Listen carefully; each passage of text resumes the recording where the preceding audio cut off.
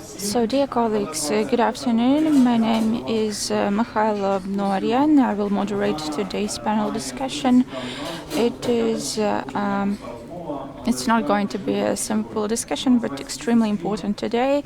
The topic is business climate required for the victory. We are going to speak about the business climate we have today, what's the perception of the state and the business of this climate. We are going to speak about the role and place of law enforcement bodies and what the state should do for the victory and to improve the business climate for our victory. Our composition is very interesting, but before I introduce our participants, I would like you to show one slide which is very important for understanding of today's discussion. When I was preparing to moderate this panel discussion, I found a very interesting presentation made by the Ombudsman office in Ukraine, which is processing complaints from business. And on this slide, you can find the top 5 complaints from business. So you can see tax issues here, actions of law enforcement bodies, actions of Ministry of Justice and Ministry and self-government authorities. You can see that 1 in 2 complaints was obtained from this area. Some other complaints were obtained from Ukrainian producers and approximately 16% from private entrepreneurs. So this slide is very important before we introduce our guests. Today we tried to choose the participants so that all of them were people who have who represent this business. The state is engaged in policy development or employed in law enforcement institutions. So Danylo Hetmantsev, head of Verkhovna Rada Committee on Finance, Taxation and Customs Policy. Volodymyr Popereshnyuk, owner of Nova Poshta. Dmytro Oliynyk, chief of the Federation of Employers of Ukraine. And Oleksandr Maksymenko, it's quite a long title, head of the Investment Protection and Implementation of Specialization of Prosecutors Unit of the Department of Criminal Policy and Investment Protection of the Prosecutor General's Office. My name is Mykhailo. I represent company MHP. I am director for interaction with state institutions. I worked in this state area for some time, so I'll try to distance myself from the state and the business and make this discussion as fruitful and interesting as possible. I would like to ask all of the speakers to respect the time limit. So first we'll talk about the current business climate. The second topic is about the role and place of law enforcement institutions and how they influence the business climate.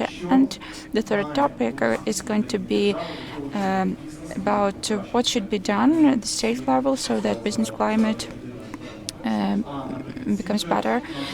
And in the end of our panel discussion, you, dear listeners, will be able to ask any questions you want. I insisted that it should be done online, on live mode, so you will have this opportunity. Let's start our discussion. Dmytro Oliynyk. I would like to give the floor to you as the representative of Federation of Employers, as a businessman and a person who heads and unites big business in Ukraine. And I would like to ask you a question. Today's business climate in Ukraine. What's your assessment and how has it changed since the start of the full-scale invasion? 5 key problems that define business climate are corruption, war, corruption, war, corruption. And if we analyze the document prepared by the Office of the Ombudsman, there are all of these problems mentioned there. Today I would like to focus on a hot topic,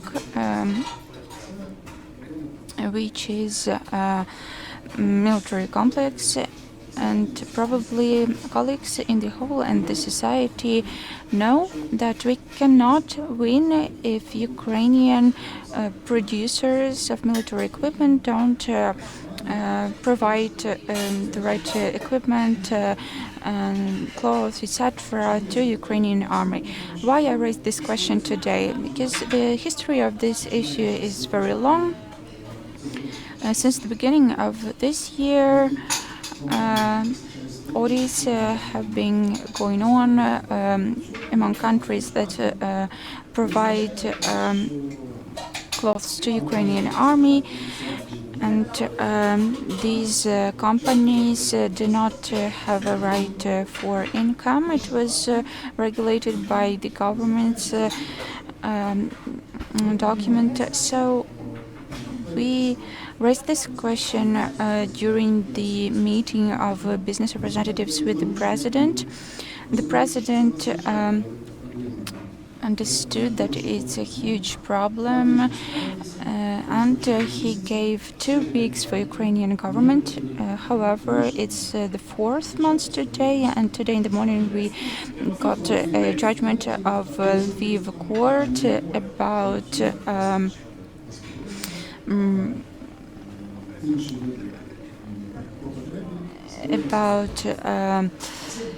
checks in the companies that provide equipment and weapons to Ukrainian army. That's the answer to the question how business survives in Ukrainian state. Today I approached Rostislav Surma, Mr. Shmyhal, Julius Volodymyr, and I asked why it is not solved, why we see this in action, even though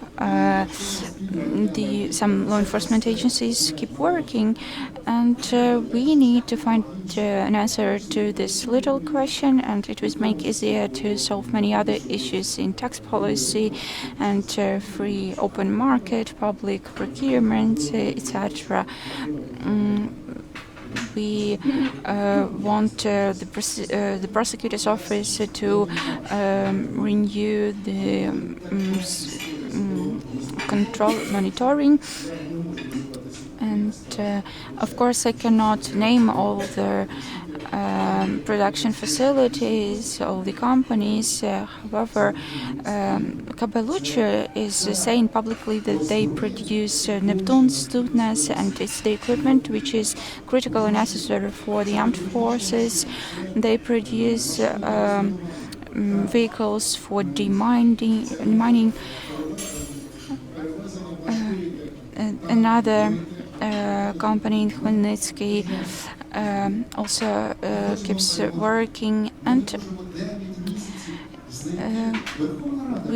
the Ukrainian Parliament, Verkhovna Rada, takes the decision that government should, within their responsibilities, regulate this issue. And actually, the business climate is not perfect since there are searches, etc. I have a question to you. What's your response? What's your solution? Why do you think it's happening even despite the war, even despite the fact that there were meetings with the president and there is communication? Danylo Oleksandrovich knows the approach of the Confederation of Employers, and when there was a meeting with the president, there was a president there, the first prime minister, secretary of the Council of National Security, and we suggested a project that could be adopted to improve the situation. There were two other options discussed. How it can be regulated by the law or by a decision of the Council of National Security. So there are three institutions here: the government, the Ukrainian parliament, and the Council of National Security. They can take decisions. I understand why the situation is as it is. Some decisions had to be made very quickly in the beginning of war, and at that time the resolution was positive except one mistake, and this mistake had to be acknowledged and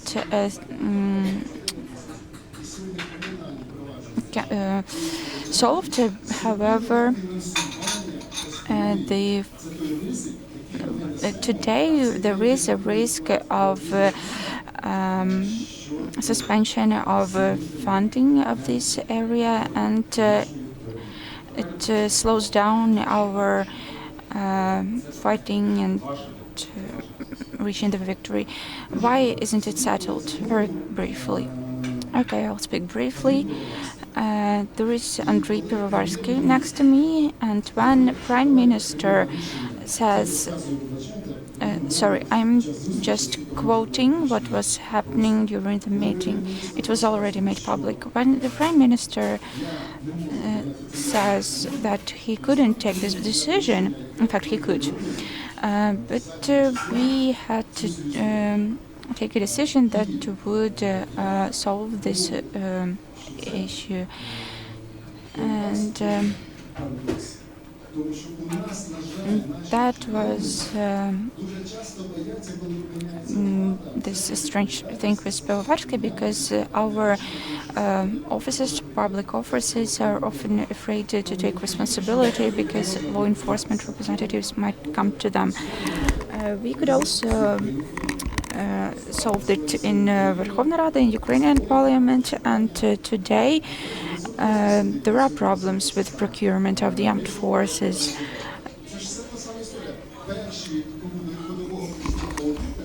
The first companies, the audit companies came to were members of this military industry. So we need to take decisions. During military times, we need to take fast decisions. That's what military economy says. If the state doesn't take this decision, we not making our victory closer.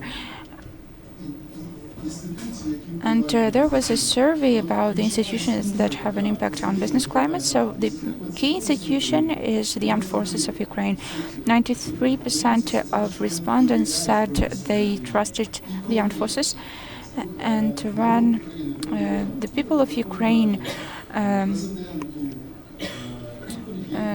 have this trust to the president, the government, the entrepreneurs, this victory will be within our reach. So if we speak about the business climate before the war and after the war, if we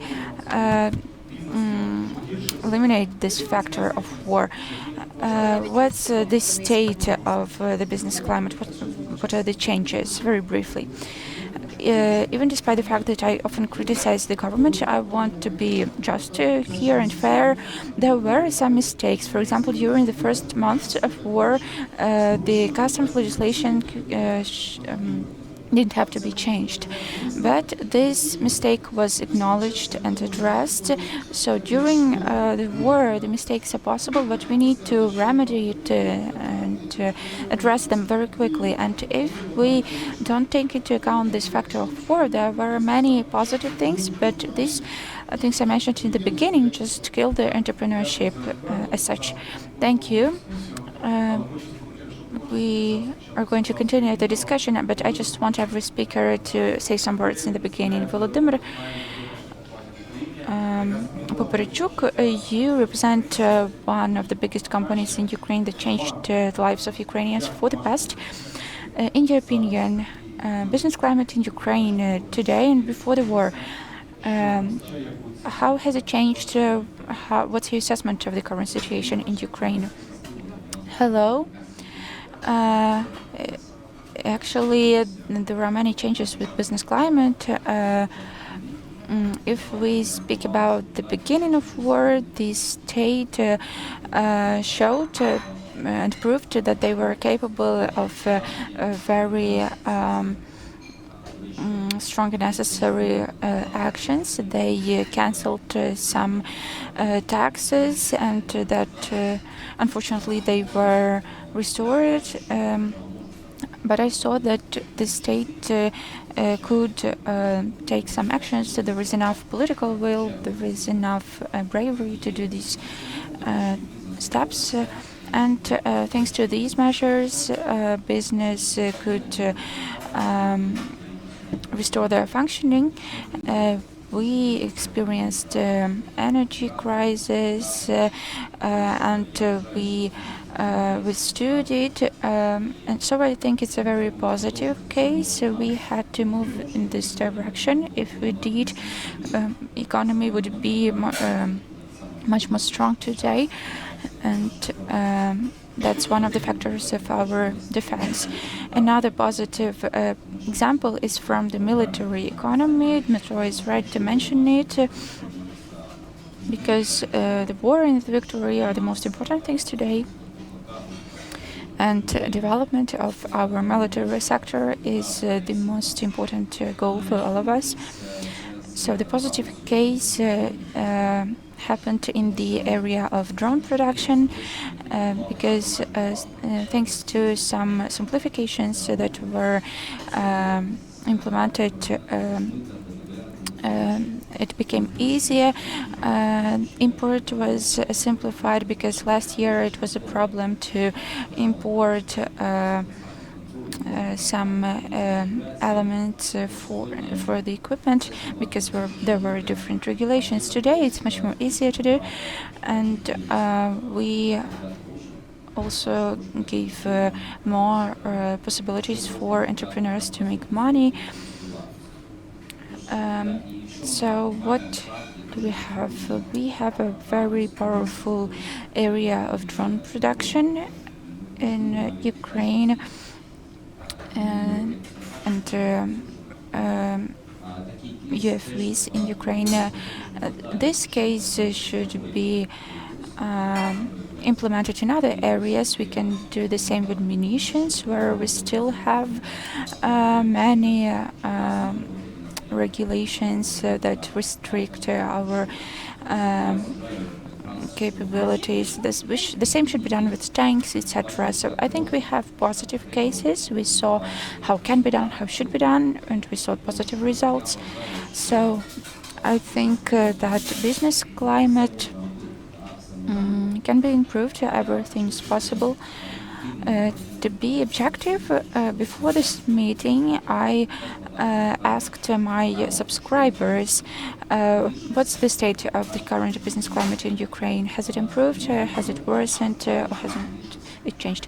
And 90% of respondents said that it became worse. And it happened not only due to the war. So if we want our business climate to become as it was before the war, we need to do more. We need to compensate the impact of war. So I think that today business climate doesn't correspond, unfortunately, to the challenges we have today, including the military economy. It doesn't correspond to the challenges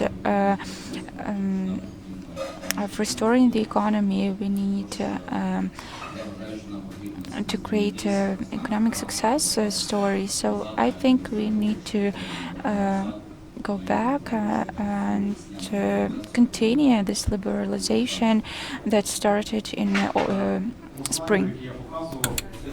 In the slide that I showed to you, 54% of complaints went from wholesale trade and distribution companies, because your company is also involved in this sector, and a lot of trade right now is taking place, in particular done by individual people and small producers via your postal service. So why do you think so many complaints are coming from this sector? Honestly, I don't know. It's the first time I have seen this number.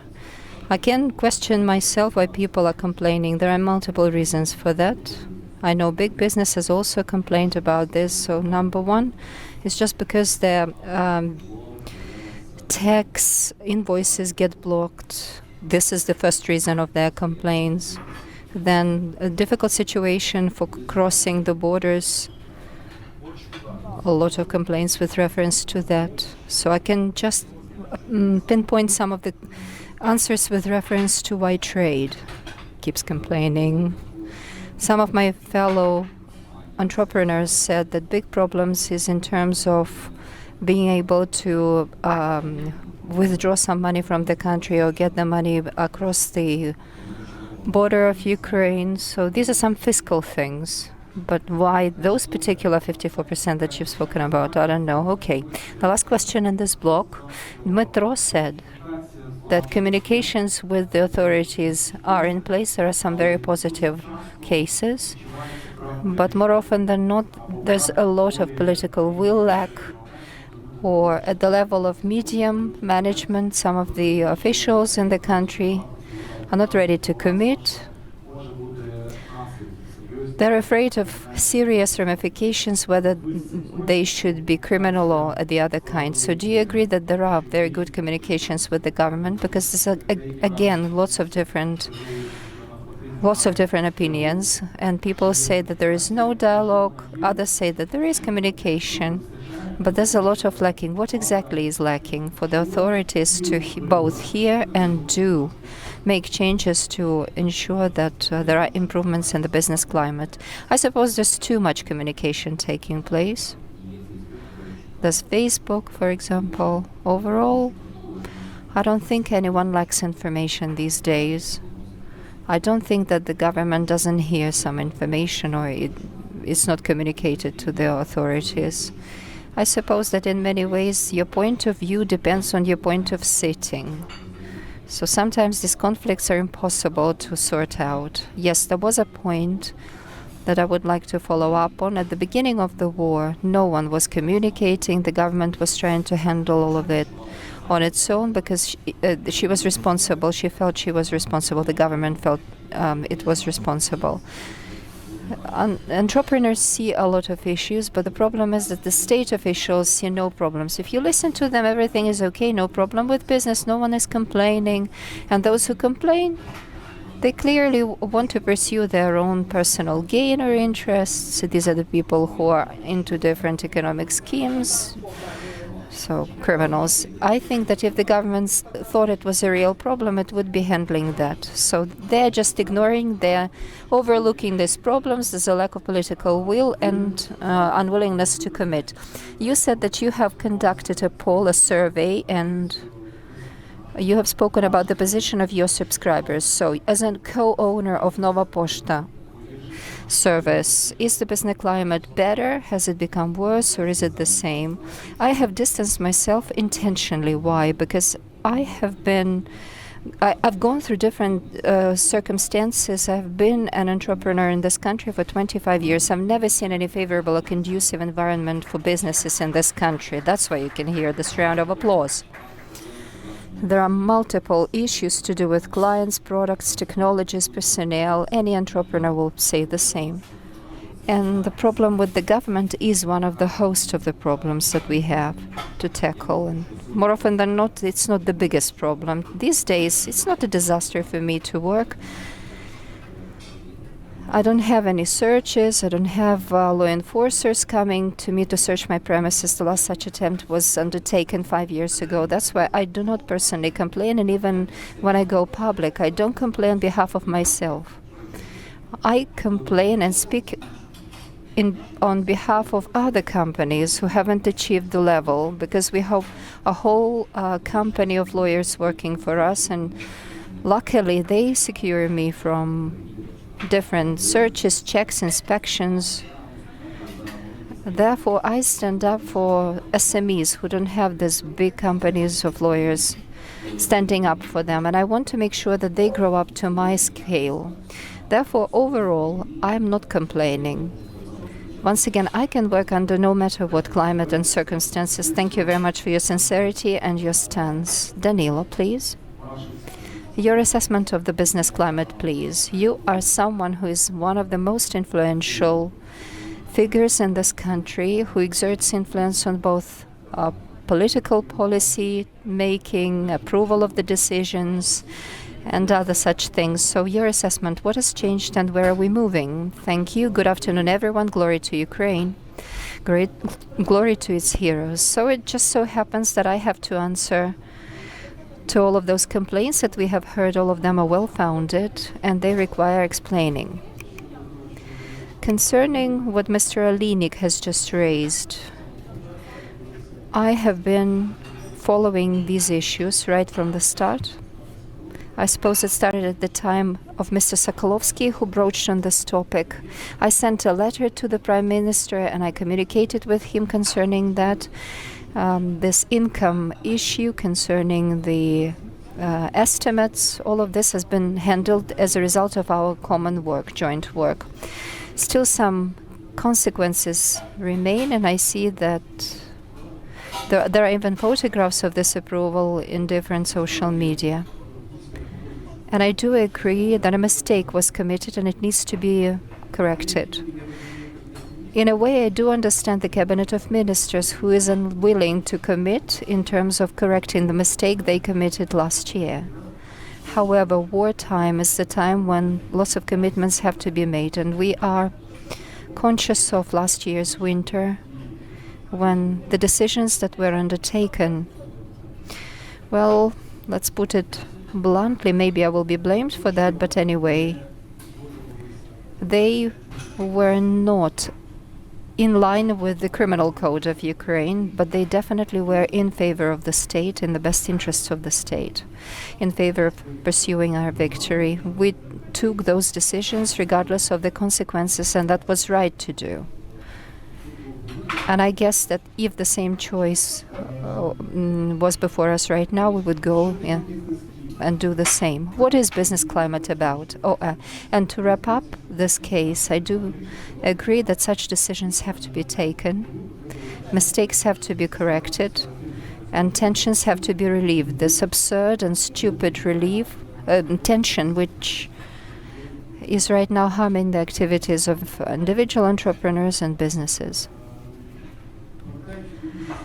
Getting back to your topic of business climate. Business climate is comprised of several components. First of which is, as we have felt it, we know it from our own first-hand experience, is security of our own life and activities. Security as such for businesses and feeling secure and insured against the greatest threat that we are faced with, war. Infrastructure, which is supposed to facilitate the development of business instead of creating obstacles. And today we are faced with problems with logistics, and clearly logistics and the issues with that is one of the greatest impediments in the way to business development. Definitely it's the rule of law in the broadest dimension of this word, the justice system, law enforcement agencies, who have to refrain from the actions which unfortunately quite often become witnesses of, like the multiplex problem and the criminal case when one of the companies failed to pay taxes. And from my perspective, I am a lawyer, there was no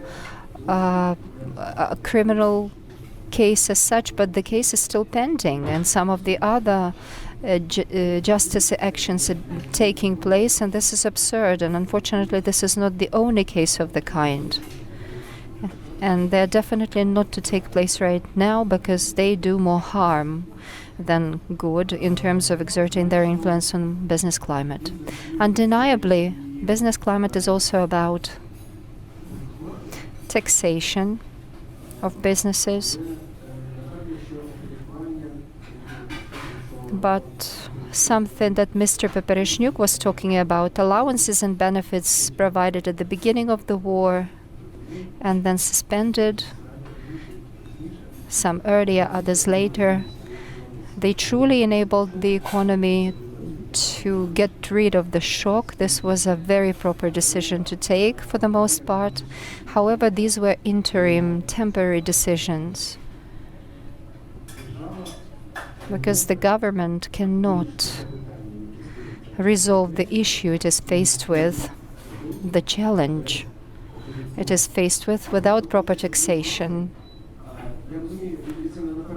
I understand it is probably right that the focus of this discussion is all on business here and now, but I would just like us to take a helicopter view of the situation and land us somewhere on the sinful earth for us to understand the circumstances we are in right now. Open the draft project for the budget for the next year. All of the taxes, including customs duties, tax duties, and all of this covers only 93% of the costs and outlay that goes to the defense and security of Ukraine. We cannot cover all of the expenses and needs with the help of all of our revenue that comes to our budget. And you should understand, these are more than 20% of the GDP of Ukraine.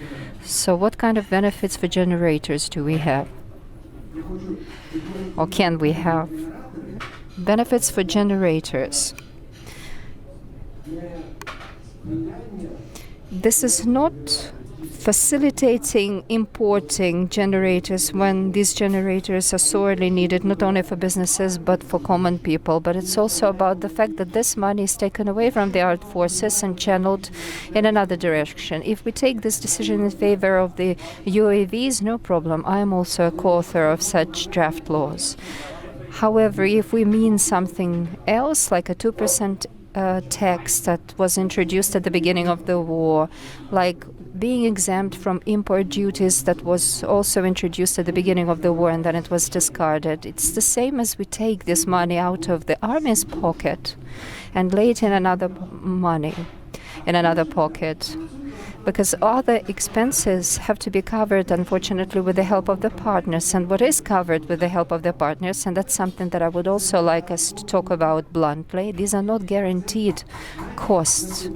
Even as of now, the year 2024, these are some of the obligations that Ukraine has to assume.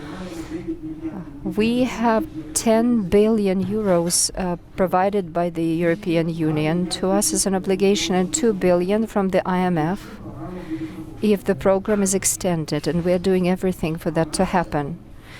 However, we need for the next year more than $42 billion to cover all of our expenses in order to finance all of the budget expenses.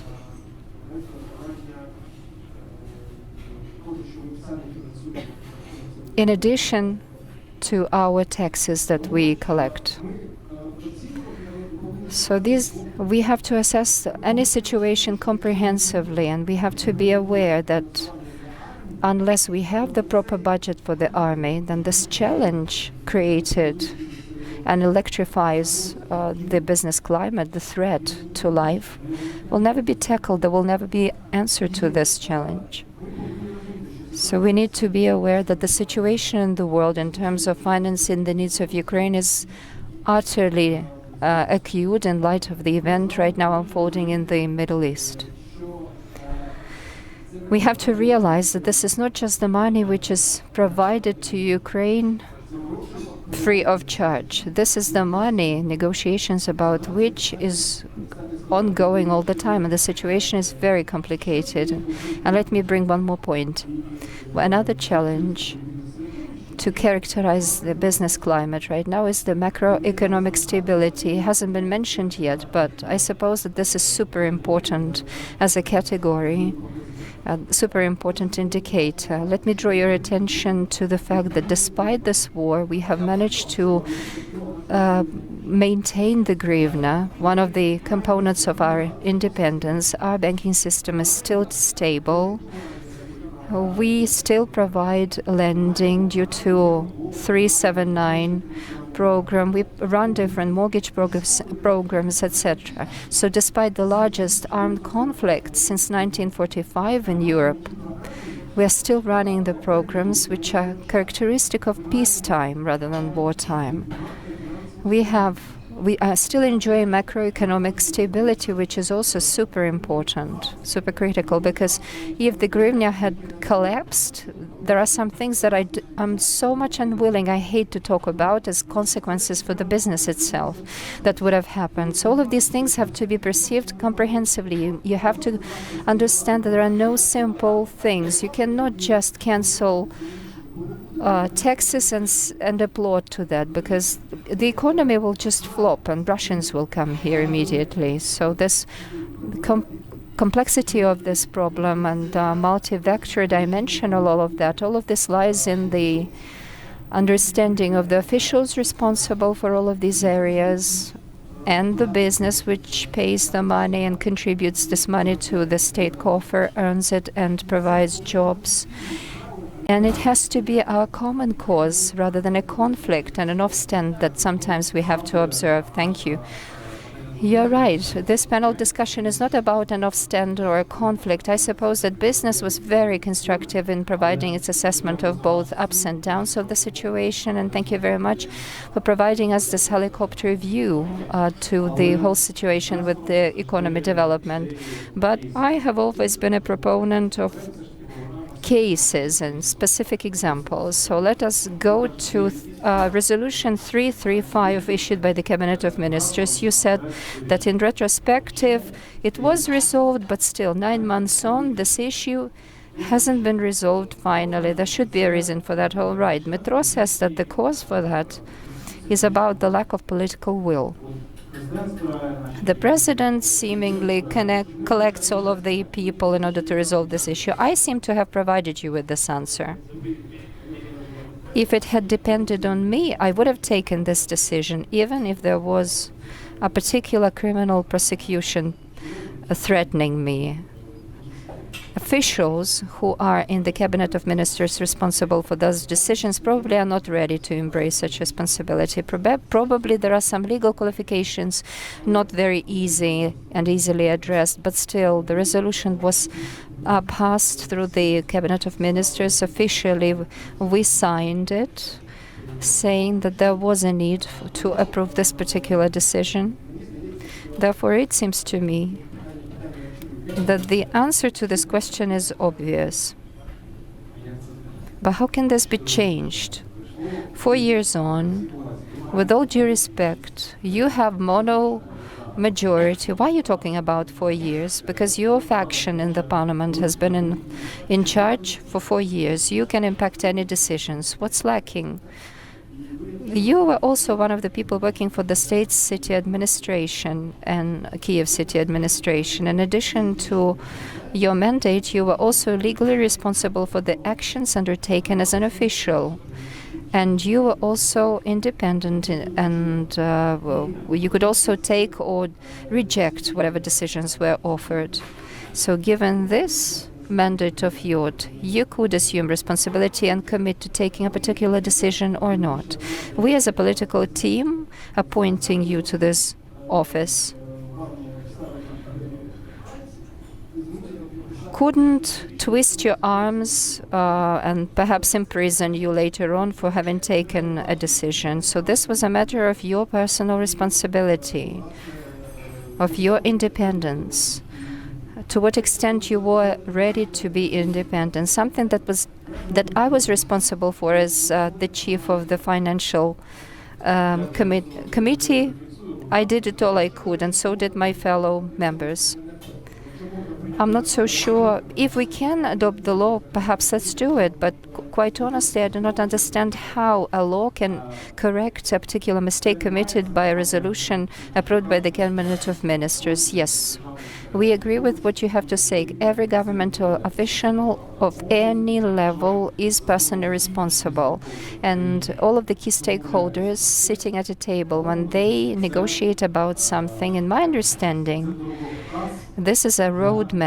If they agree concerning the progression of the whole system of governmental authority. If there is a failure in that, then it's understandable. Your position is clear. You said that you did everything that you could.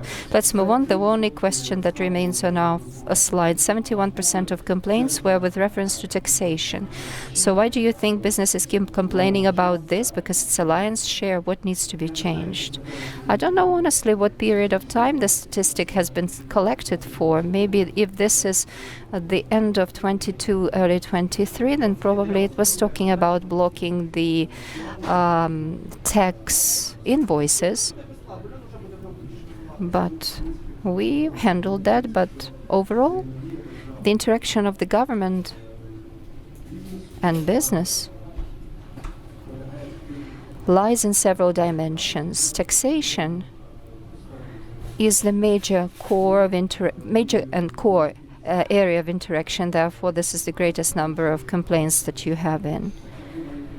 So this is my assumption, but again, undeniably, we have to analyze that and understand the specifics. Well, it's easy to complain about taxation. Try to complain on against Prosecutor General's office. Okay, thank you. Thank you for your ramified answer, Danylo, for this sincere conversation. Now, Oleksandr. Your mission is really not easy, but very much important. Could you provide your assessment to nowadays business climate, because you get to observe a lot of different practical cases. You are at the top there and you have to condescend to different levels. So what's happening in terms of business climate in Ukraine from your point of view? I would like also to point out, and I can say so, Oleksandr didn't come from the prosecutor's office, but he was an attorney at law who entered this governmental system. So you have a possibility to enjoy this alternative view. So what's happening to the business climate in Ukraine? Hello, dear colleagues. First of all, thank you for the invitation. I wouldn't like the law enforcement officers to assess business climate in Ukraine, because it's a very sensitive issue, and as business says, the main thing is that law enforcement agencies do not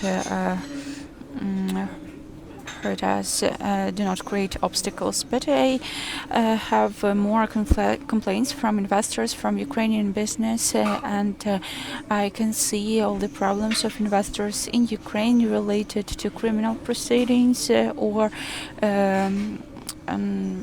unfair treatment of law enforcement agencies of them.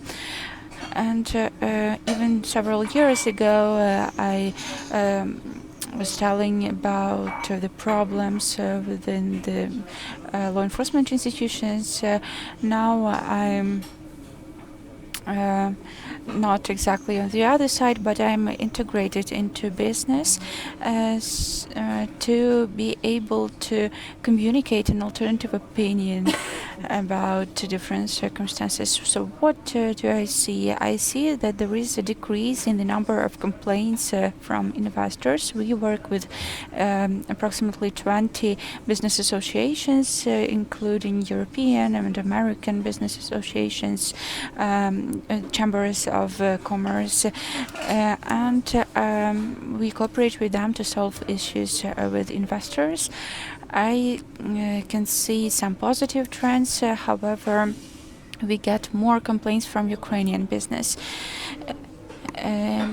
So if we assess business climate in Ukraine, judging from the complaints that we get, I can state that we are now at the stage of active transformation of business climate, because in fact many things change. The approaches to the risk assessment change, the approach to the interaction between the businesses and the state change. And lately, business has been very active in this matter of reforming law enforcement institutions, state institutions. Business representatives make their contributions here. They come to us, participate in discussion, and we try to address these issues in a comprehensive way, because we realize that working separately on some specific cases of foreign investors would not be efficient. We have to work on systemic solutions, and I totally agree with Danylo that there are no simple solutions here. When we say that something should be changed in law enforcement system, we need to realize that complex actions are needed, and I see positive trends, and I hope that together with the business, the state and law enforcement institutions, we will eliminate this crisis of distrust. However,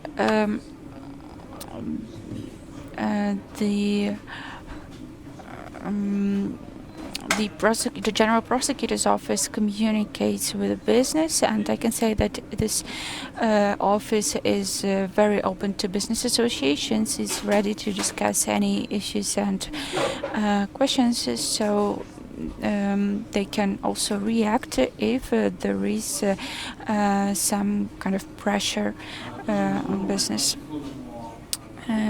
We are gradually moving to another block of questions, specifically about law enforcement agencies. I think it's a very relevant topic. So, Oleksandr, when business comes to you and you work on specific cases, can you provide your own feeling, your own assessment? For example, what's the number of cases which are substantiated? How many of them are not reasonable? Maybe there are some unfair demands or requests. Look, it's very interesting and complicated thing. It's very difficult to distinguish between business with some integrity and without it. We would like to support the people who create working places, who are investing and probably having some issues with law enforcement agencies. Actually, what we see, I can't provide specific statistics, but I can give an approximate. I think approximately 80% of cases have some elements of violations. So I cannot say that law enforcement institutions are doing some procedural activities without any grounds. I have a response here. In American company. It's a famous one, and there are no searches there. So one of the functions we have is to teach law enforcement agencies to distinguish, to tell the business with integrity from the business without it, and if a business formally breaches legislation, the question raises about the proportionality of measures taken against these businesses. And here we also have clear policy of the Prosecutor General. And even if there are some violations, the business should keep working. So we have a lot of results of our work. We had many meetings, and moreover, in every prosecutor's office in every region, there is a person responsible for these cases of disproportionate response to the activities of the businesses. We launched some platforms where business representatives can reach out to the prosecutor's office, to the responsible people, explain the situations, explain why they think the attitude of law enforcement agencies was unfair, and find a way out of the situation. However, as soon as we create these instruments and these platforms for dialogue, the representatives of some unlawful businesses come, and sometimes there are cases when some companies related to the Russian Federation who changed their registration place and come to Ukraine again. They start talking about their responsibility, etc. So the question is multidimensional. When you're outside of this system and you're only responsible for one client, you have one vision of it. When you are inside this system, you can assess the questions to the business and the questions we might have to the law enforcement agencies, and you start understanding the logic of decision making and. In fact, there is logic in the decisions of the law enforcement agencies. The question is, what is the basis of this logic and the basis for their procedural activities? And there are different situations from this point of view, and some cases are doubtful. So let's discuss these cases in detail. You are saying that sometimes there are unfair and unlawful activities of law enforcement agencies. Let's discuss a case if the investigator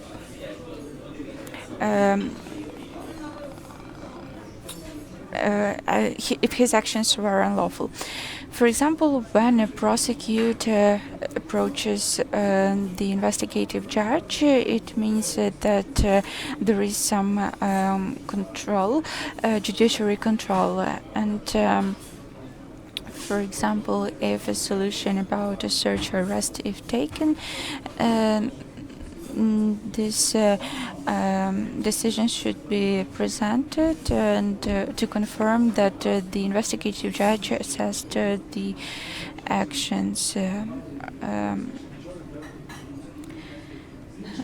On the other side, we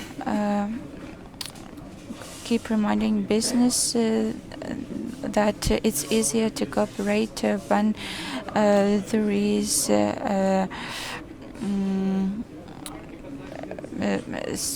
clear problem, and now we have an open discussion with business representatives.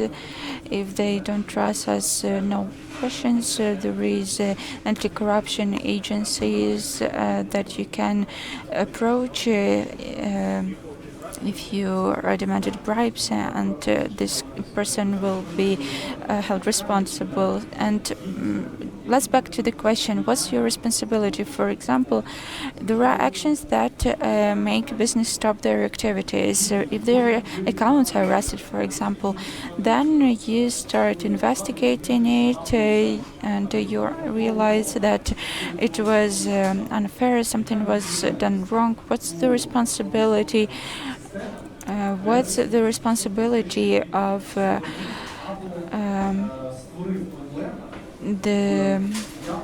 law enforcement agency for creating the problems for their unlawful actions? Well, legally speaking, if there is a corruption component, if there are facts of misuse of power, please, you can open a legal case and the responsible people will be brought to justice. However, sometimes it's difficult to prove unlawful actions of prosecutor because they also have an opportunity to use, so to speak, decisions of an investigative court. And I can say that criminal procedural code is states that if you get an application about a criminal violation, you need to start a pre-trial investigation. Another question is how you're going to do it. We are not dealing with this I'm not dealing with it personally. My task is to create a system, to reform some institutions, to train prosecutors and staff to ensure the work of business. It's not a matter of bringing someone to justice. It's about creating a favorable environment. Okay, Dmytro, Oliynyk, your thoughts on this topic. My answer is going to be very simple. I would like to add some insights. I'm sorry that I will name these people. So I was having a cup of coffee with Danylo and other colleagues, and Igor said that he had several criminal cases with blocked accounts, with frozen accounts. We realized that the pressure on business should not exist, especially in times of war. That's why 42 Manifesto emerged, this entrepreneurs movement. And Vyacheslav Klimov, your partner, wrote it in particular. So what are the principles of this movement? We read the 42nd article of Ukrainian constitution, and it's written that the freedom of entrepreneurship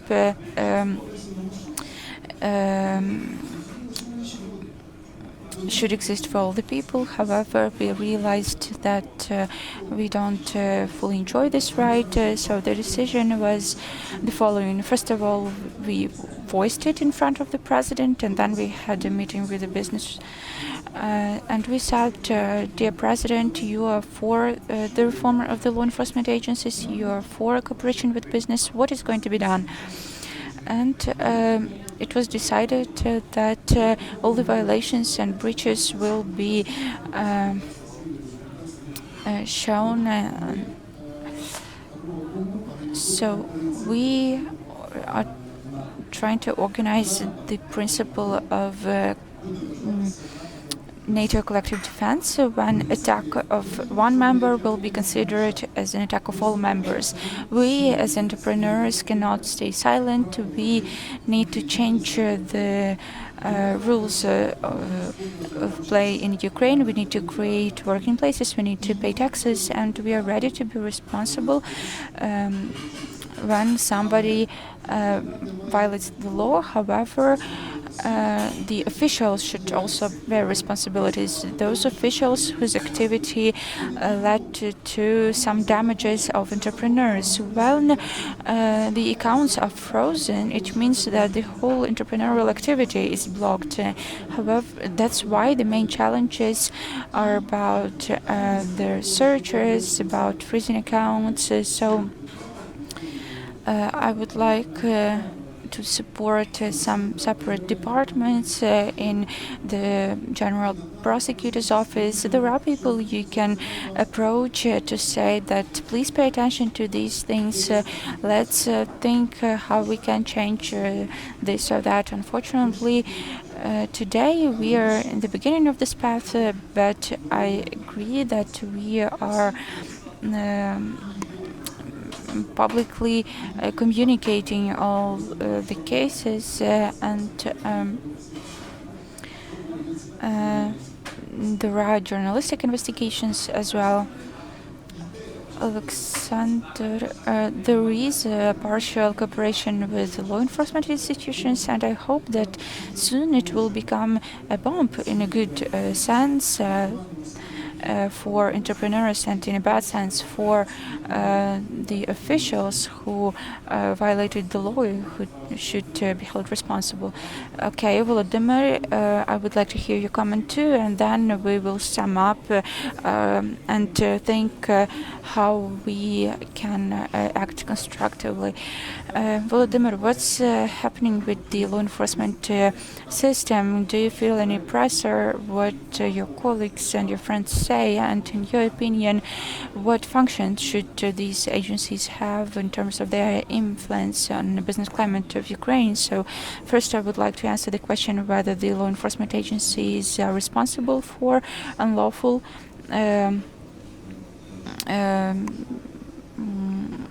actions with accounts, etc. No, they are not responsible for these cases.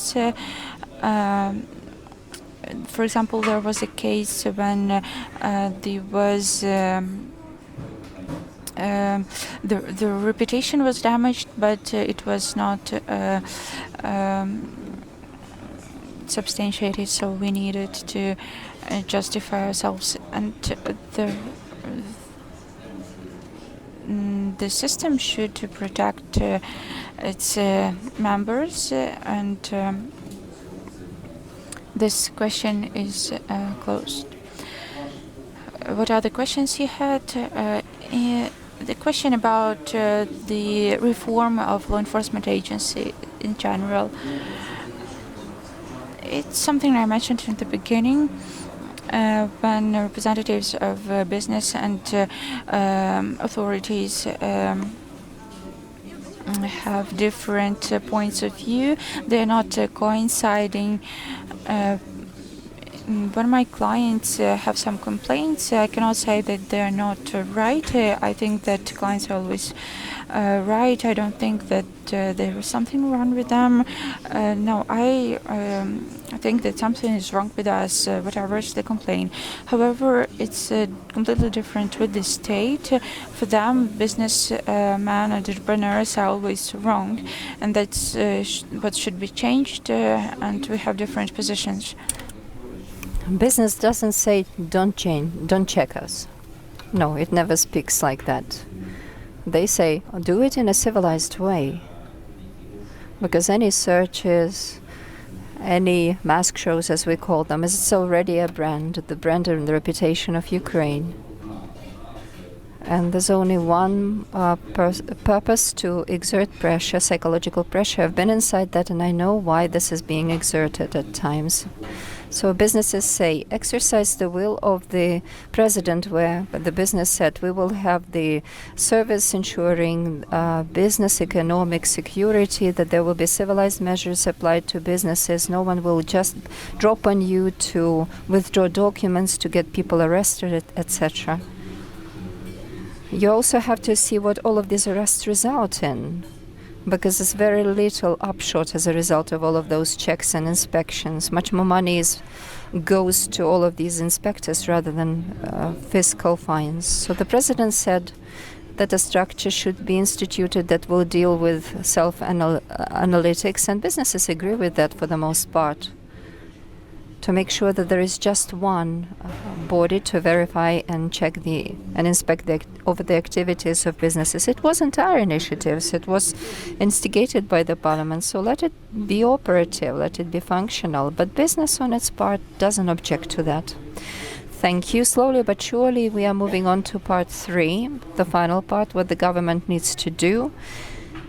You have already provided comments to the second part of the questions, and it's a very nice bridge to question 3. Understandably, this is going to be explosive. There will be investigations launched. Law enforcers will be doing something, and each and everyone will be trying to do this war of positioning. How can we make it so that we depart from this warfare and lack of the dialogue, and instead go for mutual understanding between the law enforcement agencies and businesses?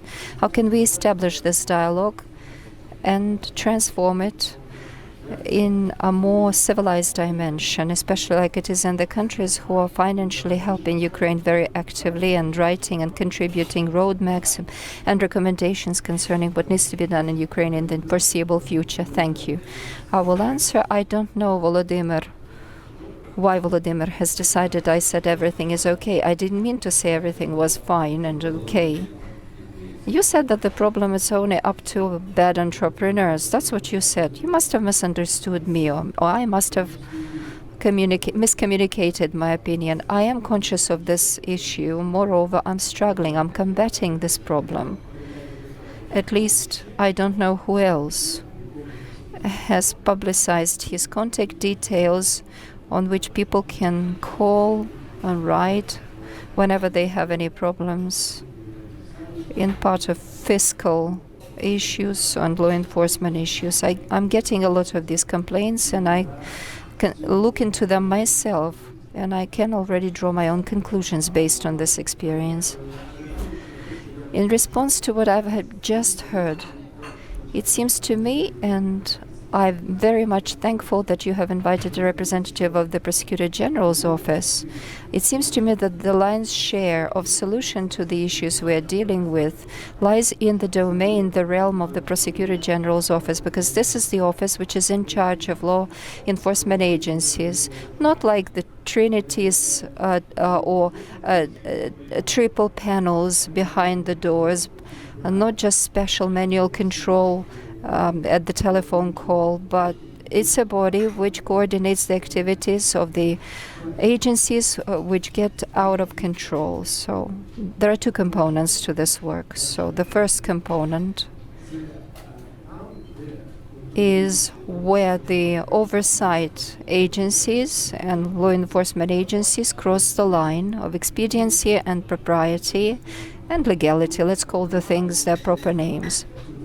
I have already named this multiplex problem because there was a representative of the Prosecutor General's office, and he was fierce, vehement in standing up for the position of the law enforcement agents. Multiplex, it's a network of cinemas. After the commencement of the war, cinemas were not operational, but they were still paying salaries to their employees, but they were not paying special tax on that. And in early 2023, they already had some debts, about up to 5 million, if I'm not mistaken. And they paid it. They covered all of this. And in all of this time, they were not hiding or concealing. They were simply not working, so they had no money to pay for these taxes. However, there was a criminal proceeding initiated. Documents began to be withdrawn. All of these investigative activities were launched into action. And I'm not going to speak about all of the detail happening backstage this event. We had a special temporary investigative commission set up, and I asked Article 1215. It speaks about intentional avoidance of tax paying. So intent should be an integral part of these proceedings. How can you prove there was an intent if you said that the people submitted the necessary documents based on which they recognized that they knew that there were arrears and they promised they would pay these debts? And there was no answer to this question. So this position is still defective, and this issue hasn't been handled yet. Another proceeding which was also raised at this meeting, Blitzinform, if I'm not mistaken. The criminal proceeding has been going on for 5 years. This is complete disgrace. I'm not going even to speak about the corpus delicti because I'm not much into that. But if someone is guilty, let them be incarcerated, let them be jailed. And if this is someone who is innocent, then close this proceeding. But for 5 years, the assets have been arrested. Different kinds of investigative activities have been going on and off. But this is like, these circles of hell that people have to go through. Their turmoil is ongoing. It seems to me that the Prosecutor General's office is a constitutional body that needs to commit to coordinating in this realm, and another part is also to do with it.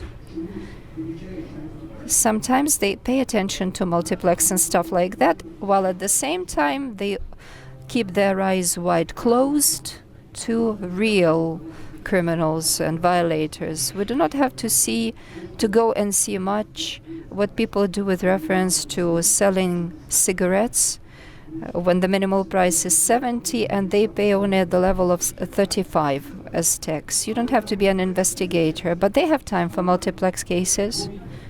Whereas for thieves, patented thieves, who are stealing excise duties from Ukraine during the time of war, they have no time. So this is another strand. This is a huge reserve. We count on the 30 billion on excise duties to end up in the budget of Ukraine, not in the pockets of the thieves. And unfortunately, the law enforcers are not paying attention enough to these cases. So in summary, it strikes me that we have to unite, all of us.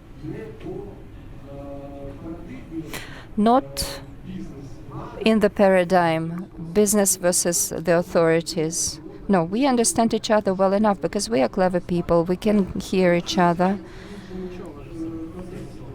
But there should be another context of our interaction.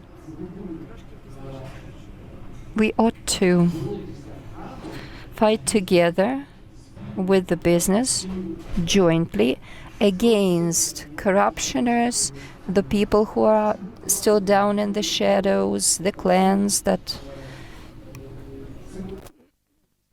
cement the system, which is already 32 years old in our country, and who are the true enemies, perhaps even more so than the enemies on the front line. At least those ones are visible, whilst these ones are inconspicuous. And I'm sure that the white business is interested so much more than the government in not having black or gray competitors.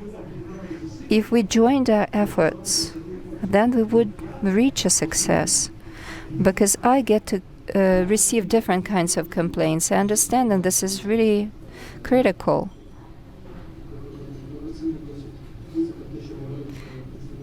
The representative of the Prosecutor General's office was very right when he was talking about his case-by-case analysis. I understand what it's all about when you delve deeper into the context while departing from generalizations, which are very much detrimental to us, especially now. And you go in detail, case by case, and then we depart from these templates or generalizations which say all of the businesses are evaders, they are not paying taxes. It's the same as to say that all men are assholes. We are all different, and that's right. And everyone has to be treated differently. And when you get to analyze it all more deeply, you realize that there's a borderline crossed, and there are abuses, and proper response has to be undertaken. But there's another interesting case that I would like to focus your attention on, because this is really telling. An entrepreneur reaches out to me, and he says that the white business, the legal business, is being killed. We are put on the risk list, and I deal with wholesale trade, fuel trade, and they have blocked my business, and I have nowhere to go. And they keep answering the same things over and over again. And when analyzing his case, you ask him, why do you need 3,000 irons? Why do you need 10,000 chairs? And you understand that he didn't sell these goods. He just bought the documents for these goods, in order to gain advantages on his VAT. So this is a scheme broadly utilized back in the past, and something still continues right now. So it becomes clear. When you begin to analyze these things, everything becomes crystal clear. So I appeal with you to join our efforts. I know that the authorities and the president, they are all open in order to counteract corruptionists and those who avoid paying taxes, because this is our common goal. Unless we tackle them, unless we counter them, it'll take us a long time to pursue our victory. Thank you very much. So in summary, what you said, Prosecutor General's office has to be more active in terms of stemming and committing and coordinating these issues and exposing all of these abuses. Of course, law enforcers have to be more responsible for the actions that they do. And there has to be general responsibility and willingness to bring law and order to this country. Concerning Oleksandr, given what Danylo has said, but just very briefly, from my perspective, what I get to hear is we have the syndrome of Pivavarsky, common amongst our officials. I can see a lot of them being fearful of the law enforcement agencies, that they're afraid and they're intimidated of criminal responsibility. So how can we do it, Oleksandr, that this syndrome of responsibility and liability, not of Pivovarsky but of another man, how can we force this syndrome on all of the participants in this process? But just keep it brief. It's a big myth that law enforcers do not understand what their responsibility for their actions is. It's just that the prosecutorial offices are not ready. They don't know how to communicate such cases, and more often than not, the society simply is not aware of such cases, how this is documented, how decisions are taken, and how people are brought to account for their miscarriages of decisions. And the society is generally not ready to perceive the communication of these cases. The only thing, when you say that the Prosecutor General's office has to amplify its coordination function, I think that it is strong enough. And in the Prosecutor General's office, there is a task force set up which keeps busy dealing with illegal excise duty goods. And all of these things have been raised, and they have activated this area of activities that you are talking about. And there are even outputs, and if we look at the statistics, there are already certain very good tangible results of this counteraction. So this work is being done by the office. By the way, the office is the only agency that has a department responsible for protection of assets. So we as the office are open to these dialogues, to people coming with very complicated issues, frankly speaking, and in a lot of these issues, the office has to take very serious and valid decisions. And you can just go online and see the stories to do with volunteers, how volunteers were brought to account. So what decisions the Prosecutor General's office had to take in this respect. There are no simple decisions to take. No one can tell you that after taking certain activities and measures, things will become easier. This is a matter of months and years. We have to change the legal culture, not only with businesses, but also with law enforcers. In my understanding, legal culture is defined by specific actions and effects of these specific actions, not just by popularizing of certain norms or rules, but specific ramifications of specific actions. You said that law enforcers are also liable. So let's speak specifically. How many cases has your office adjudicated during the time that you have been working in your office out of 100%? How many criminal proceedings were abolished, etc.? I can tell you that from the point of view of business association, this statistic is open. Over the last year, we have considered something like 90 plus complaints, and of them, in 28 cases, if I'm not mistaken, in one way or another, the rights of the investors violated were restored. And so based on the statistics, I can tell you that as of now, we have returned temporarily withdrawn assets to the amount more than 300 million hryvnias or dollars. So the question is not about numbers. The idea is that everyone has been informed that there is this leverage of exercising influence. It's operational, and there is a possibility to restore one's violated rights. You know, I am also communicating a lot in our business sector, and concerning the activity and efficiency of your office, there are no questions. But you said about 30 cases, so nearly a third of all of the cases, you have recognized that there was the abuse of duties. There were specific investigators and prosecutors, people responsible for taking decisions. How many of those responsible for taking these wrongful decisions were brought to account? We're not speaking about killing them, but at least maybe some admonishments, reproaches were announced to them. People may have been fired. Some criminal proceedings may have been initiated against those people. So what kind of responsibility was there in place? Look, it's slightly different. All of the cases of the kind impact the career careers of the representatives of the prosecutor offices, and sometimes decisions are taken against them to pursue their careers in prosecutorial offices. Right now, there is no possibility for us, we don't know how to communicate that to the general public.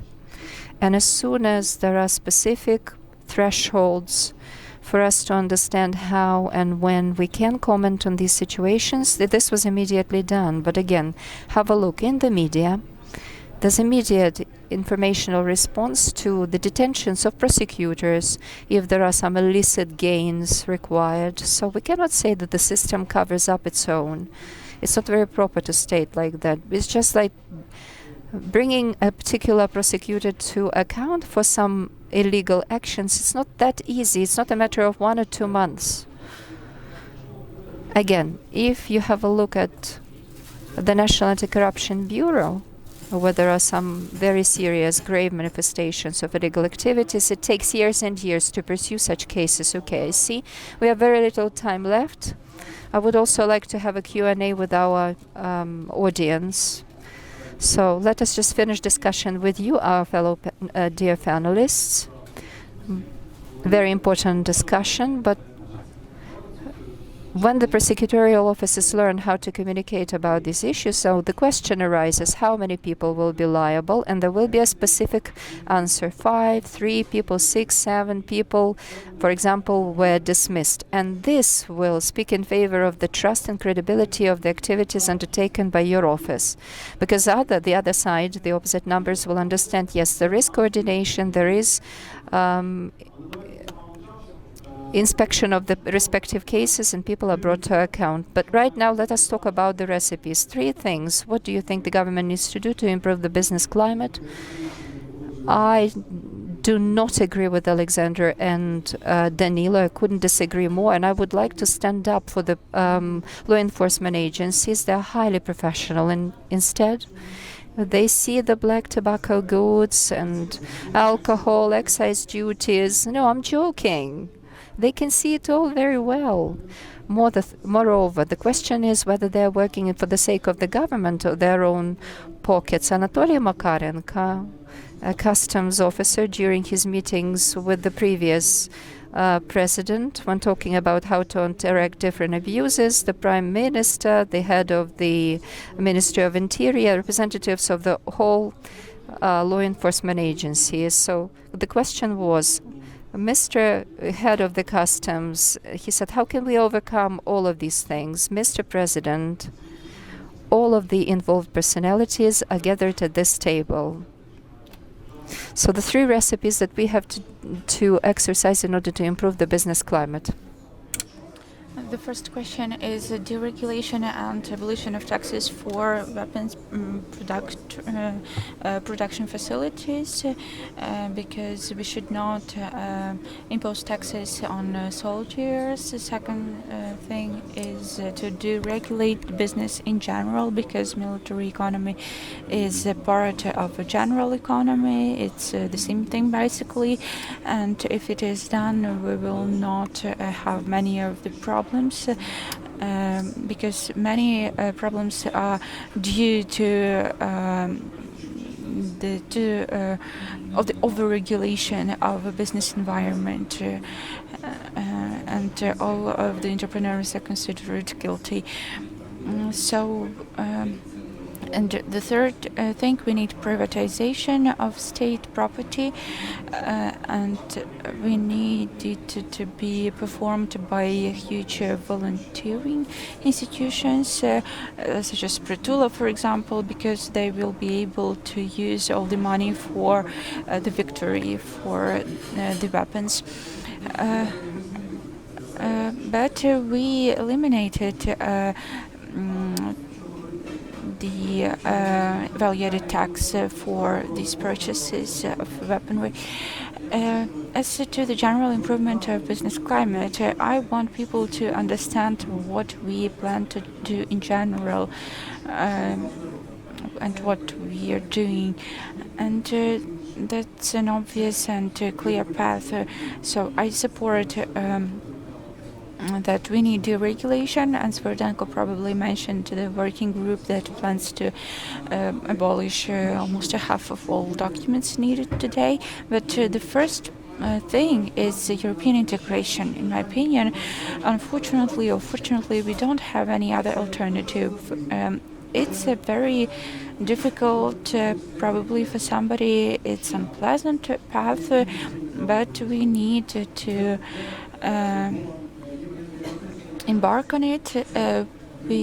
Because European integration means one of the biggest markets in the world, and in 2022 we saw that some domains were gaining more profits than ever before. Thanks for the liberalization of European market for us. Secondly, it's European law, because we need the rule of law to be established in Ukraine, and the standards of living and opportunities for the business we will get from the European market. We see what PASS was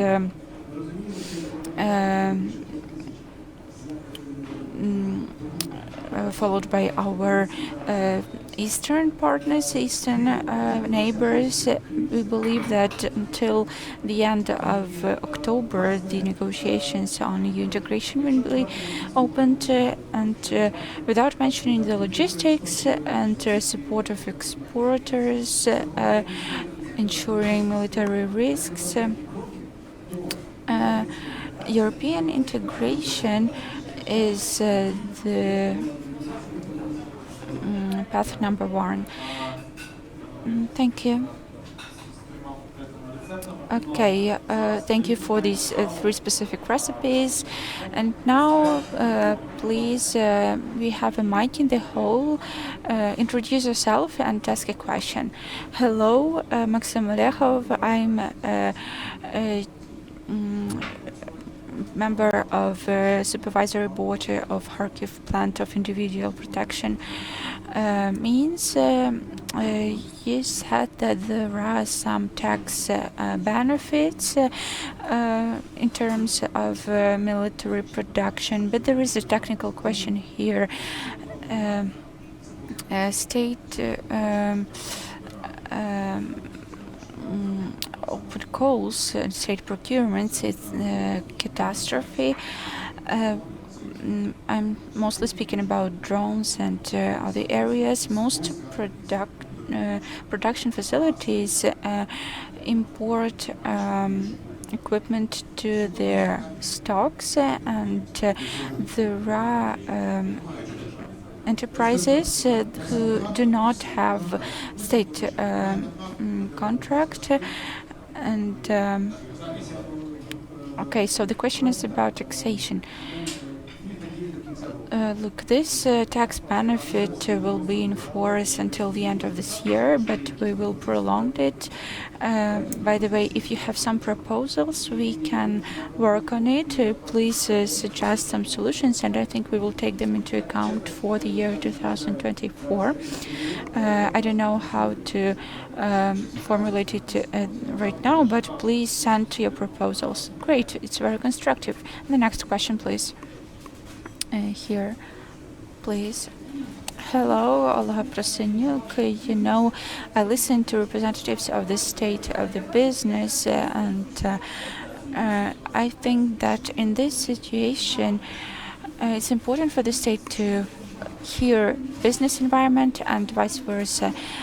When we just speak, of course, it's a great platform, a great forum, but the most important thing is to hear each other. And I think that business should think about what they can do for the state, not only what they can do for their own survival.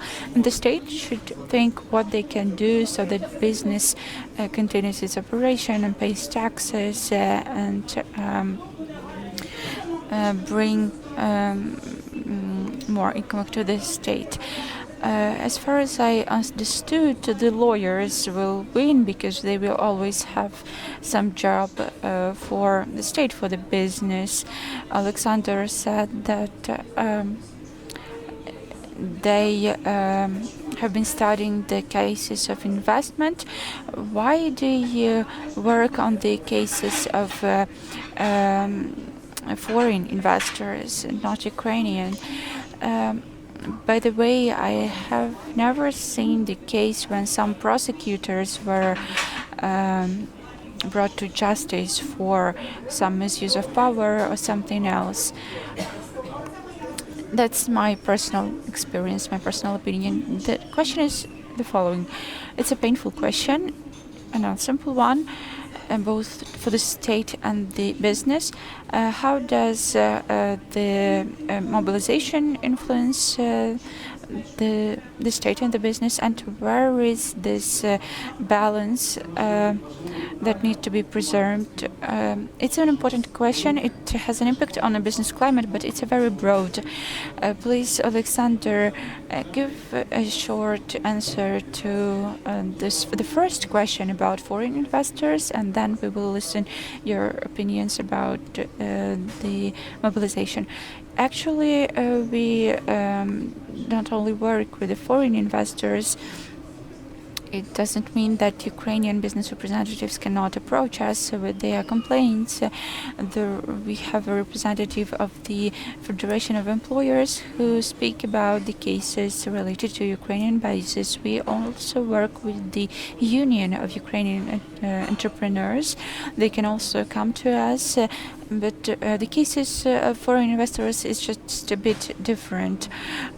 Ukrainian business these cases are different. For them, it's sometimes more complicated.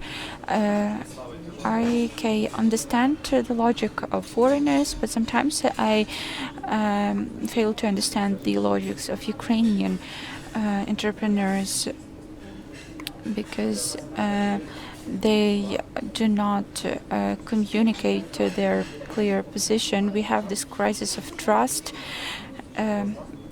which influences the situation. Sometimes entrepreneurs are not ready to disclose all the information all they have. And if you look at the specific legislation about investment security, you'll find many important things. By the way, there is a brochure here about the specific steps. You can look through it. And so I wanted just to clarify. Let me explain about business associations. They serve as a filter for us. They explain the position of business. Okay, we heard you. Now, please give the answer about mobilization. We already mentioned that we need to understand the state. We understand that more servicemen should be mobilized, and I'm sure that they will come back to their working places after the victory. Well, there were approximately 7-8% of mobilized members of our organization, and today it's over 12%. It indicates that every 10th person is serving in the armed forces, even though before the war they were working at different enterprises. There was a legal regulation which was not ideal. So what are the problems today? In some enterprises, over 40% of employees are mobilized, and if you look closer in it, it might happen that it was ordered. That's a conspirology. We need to improve this legal act. We need to be responsible about it. We know that we will not win this war without helping armed forces, not only in terms of taxes, but in terms of drafting servicemen. But actually, the state introduced some conditions so that business continues its operation. It's true there are some conditions, but to be honest, I don't know how to answer this question, but we keep discussing it with the government. Actually, there is a big problem in the economy. Men do not want to be employed officially. Sometimes it can be done to bigger enterprises. But how can we solve this issue in general? Look, it's probably the most difficult question that we don't have a definite answer to. The only thing I'm asking to understand the state here. The state is not some kind of god who requests people to be mobilized. It's our common problem. We do not want to mobilize people. We are fully aware of the fact that it has bad consequences on the development of business in Ukraine, but we don't have any other choice. All of us, that's our common problem. The mechanism that was developed by the Ministry of Economy is fine. It works. I haven't heard any complaints about it, and we don't have any better mechanism as of today. But it's a problem that still exists. We cannot face this challenge in any other way. So I would like you to understand it, and all of us need to help in it. Okay, the last question, please. Very briefly. The Marhorodsky Dynasty Group. I have a question to Mr. Danylo Hetmantsev. He said that the state has two priorities today, which is simplification of business and decrease of regulatory pressure and integration to the European Union.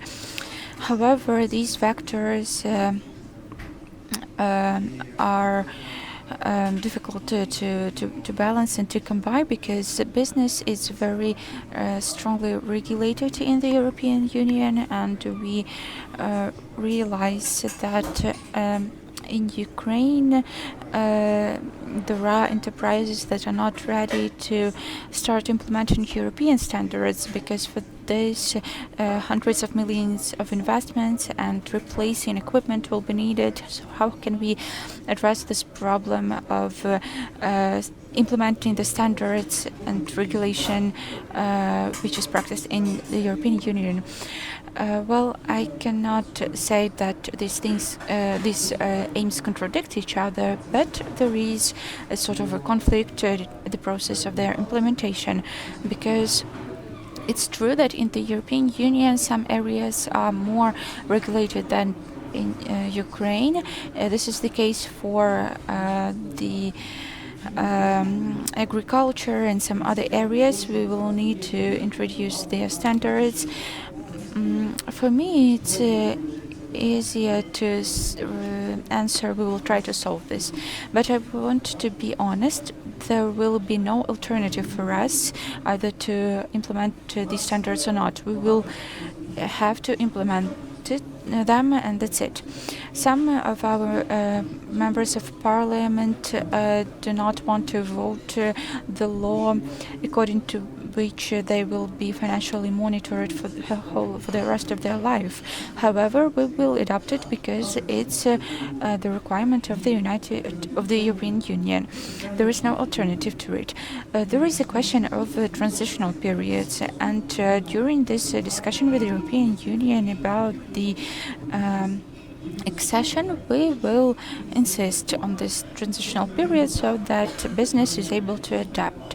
That's the only path I see, and probably it's the only one. We cannot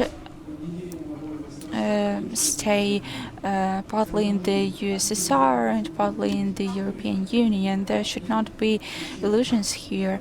Another thing, Unfortunately or fortunately, there cannot be a discussion either we integrate the EU or not. There is no alternative today. So I would recommend the business that face difficulties due to these regulations to develop a plan for adaptation and propose to the government how we can help them, what mechanism can be developed so that they spend less for this adaptation process. Thank you very much, dear colleagues, dear participants. I would like to thank you for this discussion. Let's thank all the representatives of the state law enforcement agencies and business with applause. I was glad that there was no questions about law enforcement agencies, which means that there are many other things on the agenda that should be addressed and discussed.